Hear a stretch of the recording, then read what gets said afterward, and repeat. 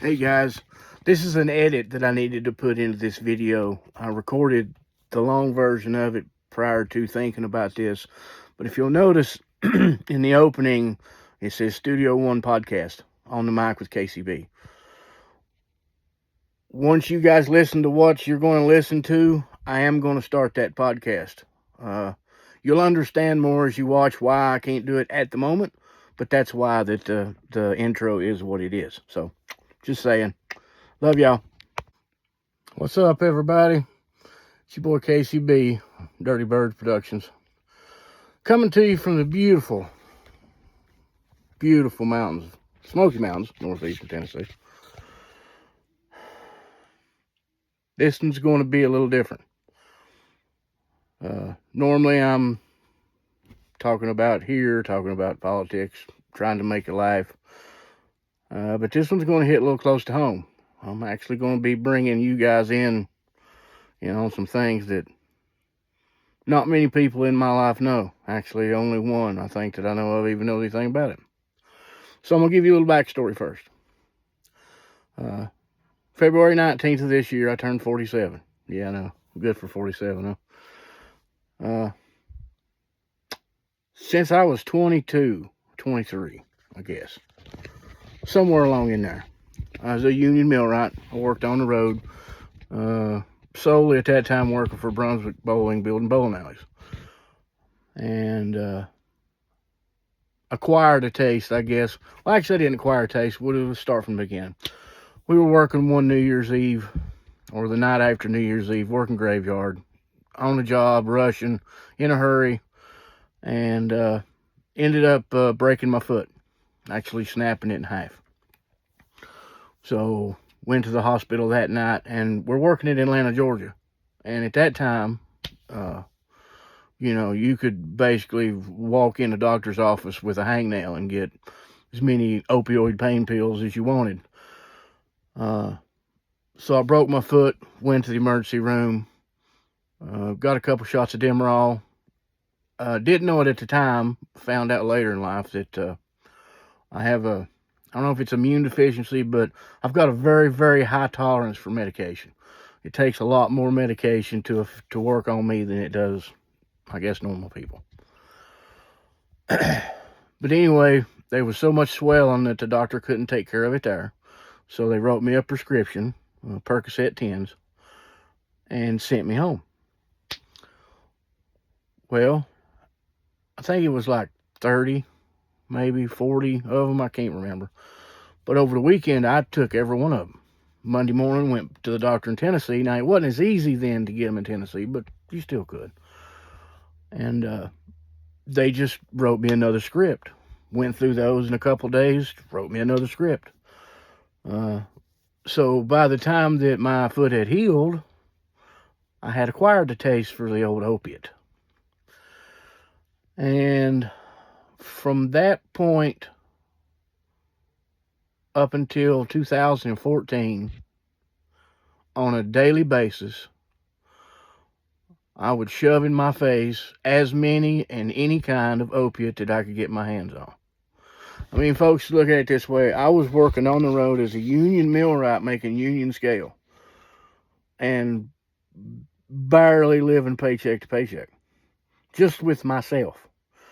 And then, of course, the prices, they got higher, and this and that and this and that. But February 19th of this year, 2014, I met a girl, and she was on something that at the time I'd never heard of called Suboxone. Well, she convinced me that getting off the opioids and getting on the Suboxone would be 10 times better, wouldn't spend half as much money, and I could still, work, basically. Which by this time in 2014, totally physically dependent upon the opiate. I mean, deathly dope sick ill if I didn't have it in my system. Well, I noticed that the Suboxone, I didn't have to take as much, and it stayed in my system longer so I could function. Get up, take a half of one, boom, all day, good to go. Come home, take the other half, boom, go to sleep. So for the next 10, 11 years, up until February 19th, 2025, I've been on a quarter to a half of Suboxone every day. I even went to the doctor for them for a little while till I lost my job and couldn't afford to go to the doctor, so I'm self-medicated. And I've recently, as of last year, it's starting to affect everything up here. I went from working every day, never missing a day of work, through the pandemic even working, but for some reason, about 23 to the beginning of 24, I couldn't hang on to a job. From 2023 until now, I've probably went through every factory in my small town working. And now because of that, I've got a pretty bad name because I'd work 3, 4, 5 months. Something would happen. Drug test. Mostly is what it was. Most of the time, that's what it was a random drug test, or, get cut, get injured, sends you to the, and by not going to the doctor, of course, bam, failed the drug test. So, over the holidays this last year, 2024, I hadn't worked. Hadn't worked all year this year. Put in applications, talked to people. It's hard, it's tough to find a job. Now, I'm not trying to play a victim, and that's not got nothing to do with what I'm doing here. I'm just laying out context for it. So I turned 47 this year, February 19th. And I decided on that day to grow up. That I have been using this as a crutch, which is exactly what it is, because I don't get a buzz off of it. It's not a dope thing. It's not a fun thing. It actually now is something that I have to do to keep from being sick. And I don't know if any of y'all have ever been dope sick, because that's basically what it is. It is nearly impossible to work in that condition because of everything that's going on. So since I haven't been working and it was tough to find a job, I went ahead and decided on that day, on my birthday, that I was going to taper off and then try to quit. Today, as of today, I have been 8 days without anything. And I've got to say, it's probably one of the hardest, if not the hardest thing that I have ever tried to do.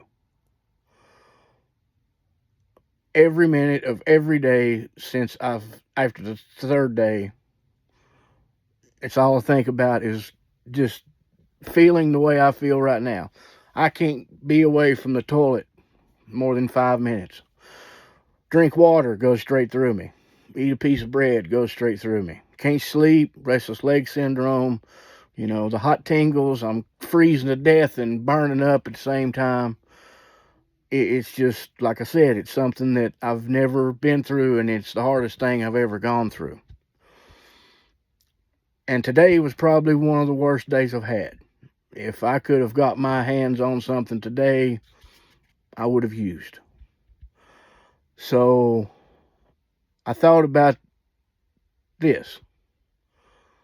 So I'm starting a new series on my YouTube, TikTok, X, Instagram, the whole nine.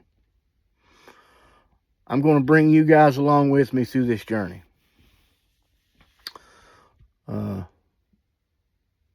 I think that way, at least, because I've isolated myself from my entire family. I'm single, so that doesn't matter. But I have to have an outlet, so this is going to be my outlet. Not only that, is I'm a big guy, very, very large, unhealthy, out of shape, smoke cigarettes, the whole nine, and I'm just tired of it. I'm tired of being this way. I'm very, very tired of being, I'm sick and tired of being sick and tired. I'm sick and tired of being out of shape. And here pretty soon, I'm going to be sick and tired of being broke, because I haven't worked since November. And, you can't go without working. And I'm not one to go without working. It's not got nothing to do with being lazy or not wanting to work. It's just a matter of making some bad choices. And at 47 years old, my bad choices are supposed to be behind me. But I can't dwell on that. So what I'm going to do and what I'm going to start doing is every day I'm going to journal.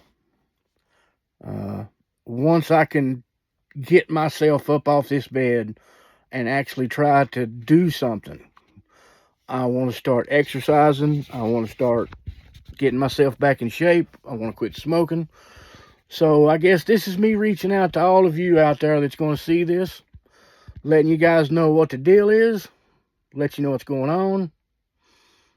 You know, maybe reach out for a little help because I'm going to need it. Because my name's Casey Burgess and I'm an addict. And they say the first step to fixing the problem is admitting you have one. So that's my admission of the problem. Down in the comments, fire away, good or bad. Weak because I put myself in this position. Old enough to know better because I put myself in this position. Begging for this and begging for that, and I'm not begging for anything. Nothing more than, like I said, just an outlet. It may come to it, who knows? I don't know what the future holds, but I am bound and determined to get through this one way or the other and get on the other side. Because I'm letting some people down that at this point in time don't even know that they're getting let down. I appreciate you guys from sitting and watching this if you've made it this far. You can drop down in the comments, leave me a comment of your story, suggestions, whatever you think you want to do. I do apologize to anybody that sees this that don't know and do now. But I would imagine that at 47 years old, the embarrassment of the situation is almost as bad as the situation. But I'm going to be changing a lot of things, and it's very overwhelming. Especially getting clean. That's the worst part.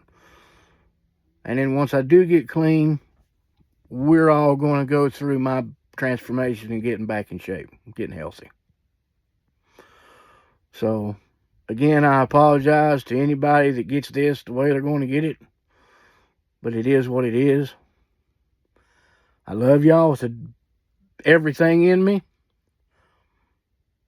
We'll see you tomorrow.